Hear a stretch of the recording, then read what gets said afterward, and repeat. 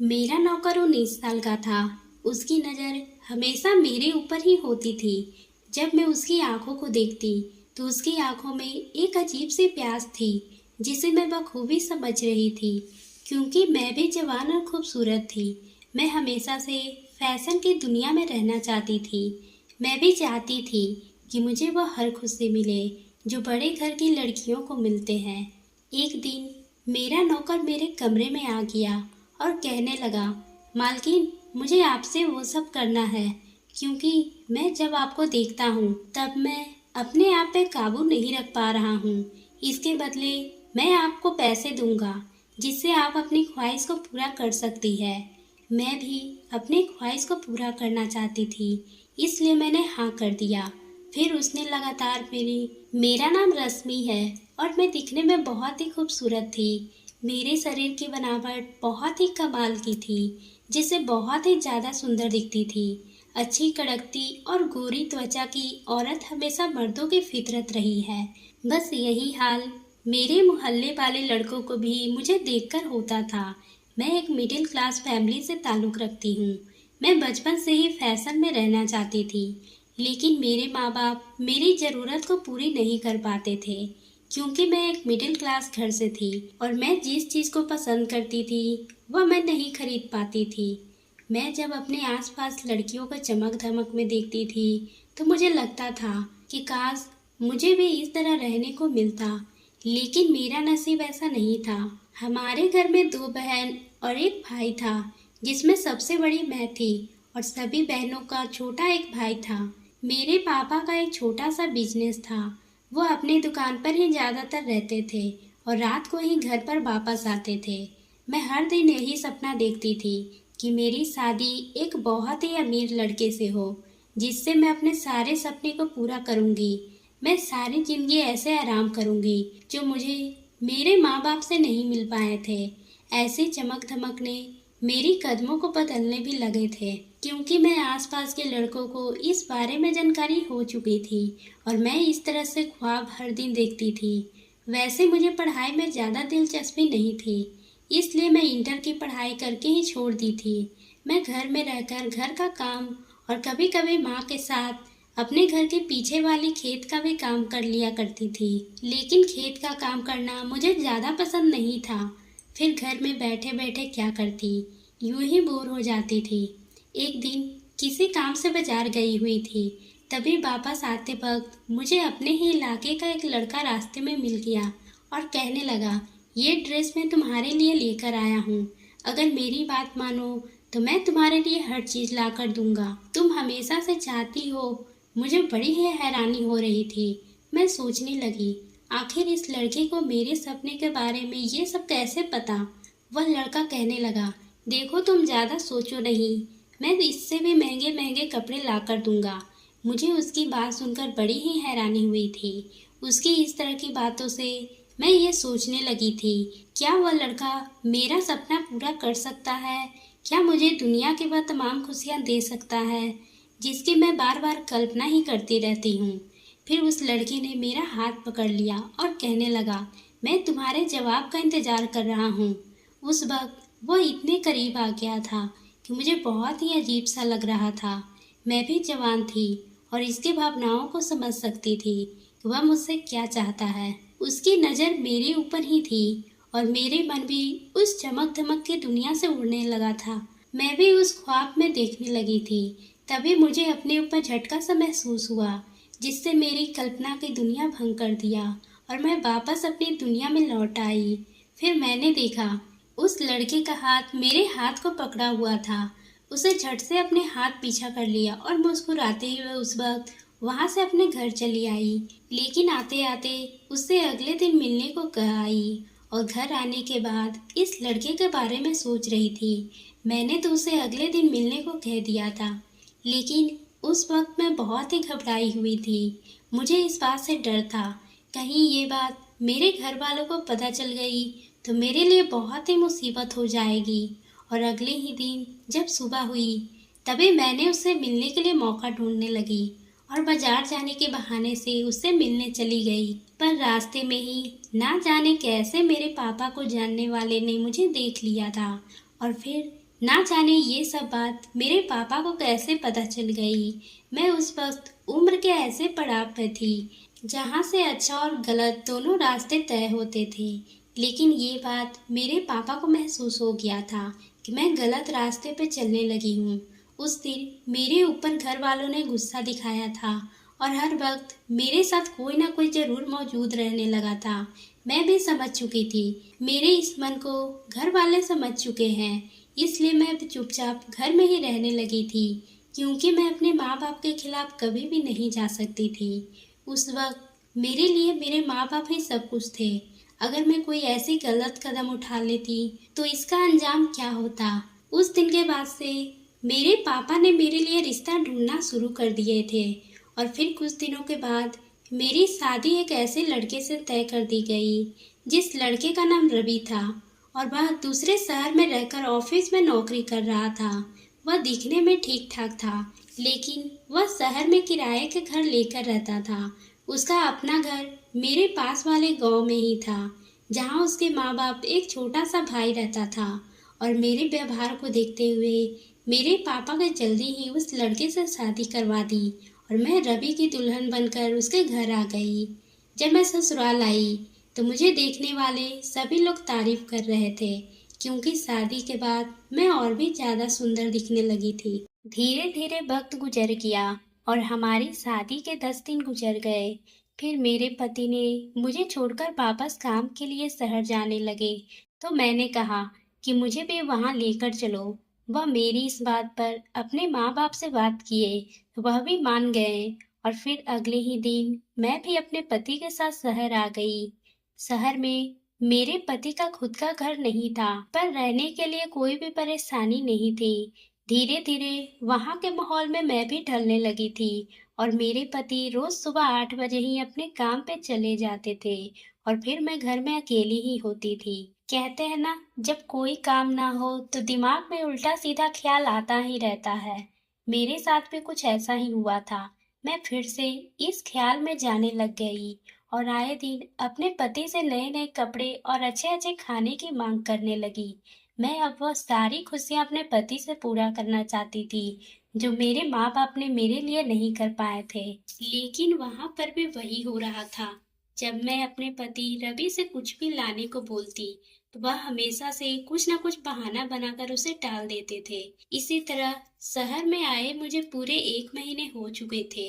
अब मुझे शहर के हवा भी लगने लगे थे, लेकिन मुझे ये नहीं पता था कि जिससे मैं खुशी समझ रही थी वही मेरी जिंदगी की सबसे बड़ी सबक बन जाएगी। एक दिन सुबह सुबह मेरे पति अचानक से एक घर में नौकर लेकर आ गए। वो कहने लगे कि रानी, तुम घर में अकेली काम करके थक जाती हो, इसलिए मैं घर का काम करने के लिए इस नौकर को रख दिया है।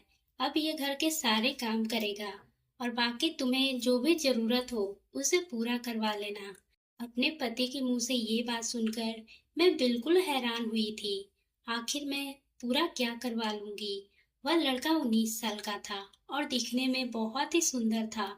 उस वक्त ये भी सोचने लगी थी कि आखिर इतना सुंदर लड़का एक नौकर का काम कैसे कर सकता है। फिर मैं सोच रही थी कि हो सकता है वह गरीब हो और इसे काम की जरूरत हो। मेरे पति उसे घर में ही रहने के लिए कमरा दे दिया।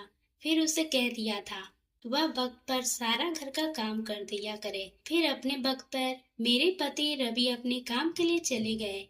तब मैंने उस नौकर से उसका नाम पूछा। उसने अपना नाम मनोज बताया। मैंने नौकर को घर का सारा काम समझा दिया और कह दिया कि तुम्हें किसी चीज की जरूरत हो तो मुझे बता देना। इतना कहकर मैं किचन में चली आई। धीरे धीरे मेरा नौकर घर का सारा काम अच्छे से संभाल लिया था। अब मुझे ज्यादा काम नहीं करना पड़ता था। एक दिन मैं किचन का काम पूरा करके बाथरूम में नहाने के लिए चली गई। उस बाथरूम में एक रोशनदान दिया हुआ था जिसमें बाहर की रोशनी सीधे बाथरूम में आती थी। जब मैं नहाने गई तो मुझे ऐसा महसूस हुआ जैसे मुझे कोई देख रहा हो। लेकिन फिर मैंने सोचा कि घर में तो नौकर के अलावा और कोई नहीं है। फिर मैं जल्दी से नहाकर बाथरूम से बाहर निकल आई और फिर मैंने देखा कि नौकर हॉल में पोछा लगा रहा था। उस वक्त मैंने गौर किया कि उसकी तिरछी निगाहें मुझे ही घूर रही थी। इसका इस तरह से घूरना मुझे परेशान कर रहा था, इसलिए मैं वहां से फिर अपने कमरे में चली गई। और एक दिन दोपहर का खाना खाने के लिए बैठी थी, तब अपने नौकर को भी वहीं पर बुला ली। मैंने उससे कहा, यही मेरे साथ बैठकर खाना खा लो। वह मेरे बगल वाली कुर्सी पर ही सामने बैठ गया और मैं खाना निकालकर प्लेट में डालने लगी। तभी मेरे हाथ से चम्मच छूटकर नीचे गिर गया। मैं उस चम्मच को उठाने नीचे झुकी, तभी वह मुझे घूर रहा था। मैं चम्मच उठाकर अपनी जगह पर बैठ गई। फिर एक नजर उसकी तरफ देखा। उसके चेहरे पर एक अजीब सी मुस्कान थी।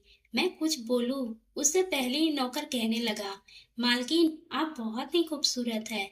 मैंने आपकी जितनी खूबसूरत औरत आज तक नहीं देखी है। उसकी ये बात सुनकर मुझे बहुत ही अजीब सा लगने लगा था। मैंने उससे कहा, खाना खाओ और ज्यादा इधर उधर ध्यान मत दो। खाना खाने के बाद मैं अपने कमरे में आ गई थी और फिर एक नजर आईने के सामने खड़े होकर अपने आप को देखने लगी। वाकई में उस वक्त मैं भला की खूबसूरत लग रही थी। अपना हाथ एक बार अपने चेहरे पर फेरी और मुस्कुरा दी। इसी तरह कुछ दिन गुजर गए थे। तभी मैंने महसूस किया कि मेरे नौकर की नजर मुझ पे गहराती जा रही है और मैं जहाँ कहीं भी होती हूँ उसकी नजर मेरे ऊपर ही होती है। मुझे ऐसा महसूस होता था जैसे उसकी आंखों में एक प्यास थी। मुझे बखूबी समझ आ रहा था। मेरे पति उस नौकर का पूरा विश्वास करते थे। वो कहते थे कि वह लड़का बहुत ही शरीफ और वफादार लड़का है। लेकिन मैं जो महसूस कर रही थी उससे वह मुझे मासूम नहीं लग रहा था। उसे तो बस मौके का इंतजार था। इसी तरह 10 दिन गुजर गए और एक दिन दोपहर के वक्त अपने कमरे में लेटी थी। तभी वह नौकर आ गया और कहने लगा कि मालकिन, मैं आपके साथ एक बार वह सब करना चाहता हूँ। उसके बदले मैं आपको 1 लाख दूंगा। उसकी बात को सुनकर मेरा दिमाग घूम गया।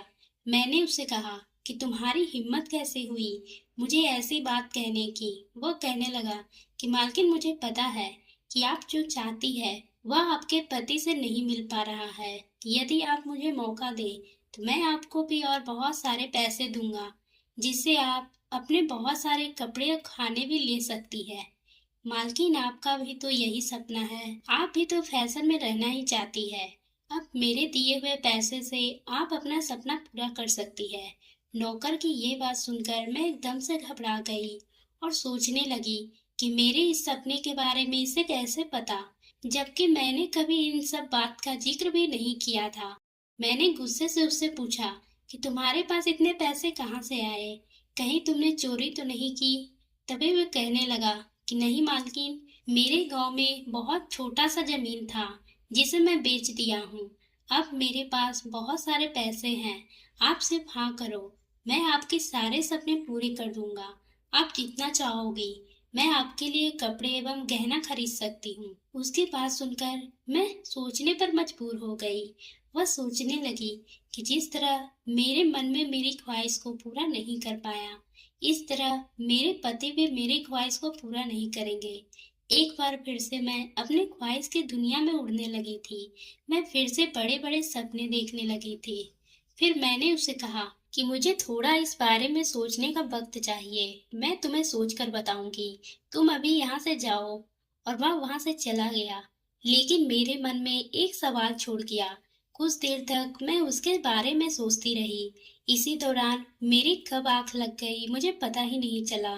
जब आंख खुली तो शाम हो चुकी थी और मैं उठकर अपने कमरे से बाहर आई। फिर किचन में जाकर रात का खाना बनाने लगी। लेकिन अभी मेरे मन में यही सब बातें चल रही थी। अगले ही दिन अपने पति के जाने के बाद मैं अपने नौकर को कमरे में बुला ली। मैंने उससे कहा कि तुम मेरे साथ वो सब करना चाहते हो ना, तो मैं तैयार हूँ, लेकिन मेरी हर ख्वाहिश पूरी होनी चाहिए।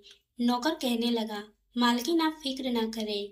यदि आपको मुझ पर भरोसा नहीं है तो ये लो, आप 1 लाख रुपए अपने हाथ में रख लो। मैं उन पैसों की चमक देखकर बहुत ही खुश हुई थी।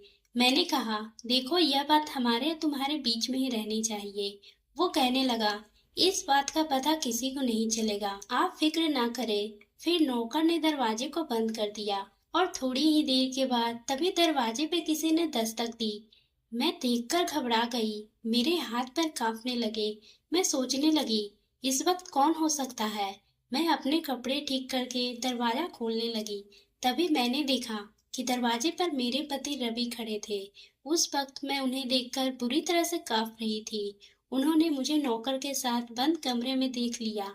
इससे वह बहुत ही गुस्सा होने लग गए थे। मैंने झट से बहाना बनाना शुरू कर दिया। मैंने कहा, ये नौकर मुझसे जबरदस्ती कर रहा था। यह बहुत सारे पैसे दिए और मुझे ये सब करने को कहा। तभी वह एक जोरदार थप्पड़ मेरे गाल पे जड़ दिए। वो कहने लगे, तुम जैसी औरत को मैं आज तक नहीं देखा था। पैसों के लिए तुम इस हद तक गिर जाओगी, यह मुझे नहीं पता था। ये बात मेरे दोस्त ने मुझे बताया था, लेकिन मुझे उस पर विश्वास नहीं था। फिर मैं भी यह प्लान बनाया ताकि तुम्हारी असलियत मालूम कर सकूं। मैं अपने पति रवि के मुंह से यह सब सुनकर बहुत ही हैरान थी। मुझे समझ नहीं आ रहा था कि इसे कौन सा दोस्त ने ये सब बताया था। वो कहने लगे, तुम्हें याद है, तुम्हारे गांव में एक लड़का तुम्हें एक ड्रेस दिया था और वो कह रहा था कि मैं तुम्हें हर खुशी दूंगा, बस तुम मेरी बात मानती हो, जिसे तुम अपनी ख्वाहिश पूरी करने के लिए उससे मान गई थी। क्योंकि वह लड़का मेरा दोस्त है और हमारी शादी के बाद वो एक दिन मुझसे मिला था और वो कहने लगा, यार तुमने शादी कर लिया और मुझे बताया तक नहीं, लेकिन कम से कम भाभी जी का फोटो तो दिखा दो। उस दिन जब मैं तुम्हारी फोटो दिखाया तो वो कहने लगा, यार ये लड़की तो हमारे गांव की है। उस वक्त मुझे तुम्हारे बारे में उससे सब कुछ बता दिया था, लेकिन मैं उसके बात पे यकीन नहीं कर पा रहा था। तब उसने यह प्लान बनाया और ये लड़का कोई नौकर नहीं है, बल्कि मेरे ही दोस्त का भाई है। उसके कहने पर ही मैं इसे यहाँ नौकर बनाकर लाया था ताकि तुम्हारी असलियत मालूम कर सकूं। मैं अपने पति की बात सुनकर फूट फूट कर रोने लगी थी। उस वक्त मुझे एहसास हुआ कि मेरी चमक धमक की ख्वाहिश से मेरी जिंदगी को बर्बाद कर दिया था। उसने फौरन मेरा हाथ पकड़कर अपने घर से बाहर कर दिया और कहने लगे कि आज तुमने पैसों के खातिर मुझे धोखा दिया है। हो सकता है तुम इसी चमक धमक के कारण एक दिन किसी के साथ भाग जाओ, तो मेरी इज्जत का क्या होगा? तो मुझे छोड़कर किसी और के साथ, जो उससे पहले मैं तुम्हें बंधन से ही आजाद करता हूँ। अब तुम्हारा मेरा रिश्ता नहीं है। इतना कहने के बाद अपना घर का दरवाजा बंद कर दिया और ऐसे ही मैं रोती बिलखती अपने माँ बाप के पास आ गई। और कुछ महीनों के बाद मेरे पति ने तलाक के कागज भिजवा दिए। ये देखकर मैं बहुत ही हैरान हुई थी। अब मेरा और रवि का तलाक हो चुका था और मैं अपने रिश्तों को खो चुकी थी। दोस्तों, रिश्ते बनाने में बहुत ही वक्त गुजर जाता है, लेकिन रिश्ते बिगड़ने में तनिक भी देर नहीं लगती। इसलिए आप इस रास्ते को चुनो जो आपके साथ साथ आपके परिवार के हित में हो। नहीं तो ऐसे ही एक दिन अकेले हो जाओगे, जहां आपका कोई नहीं होगा। तो दोस्तों, आपको ये कहानी कैसी लगी? अगर पसंद आई हो तो आप मेरे चैनल को सब्सक्राइब करना ना भूलें और बेल आइकन को भी प्रेस कर लें।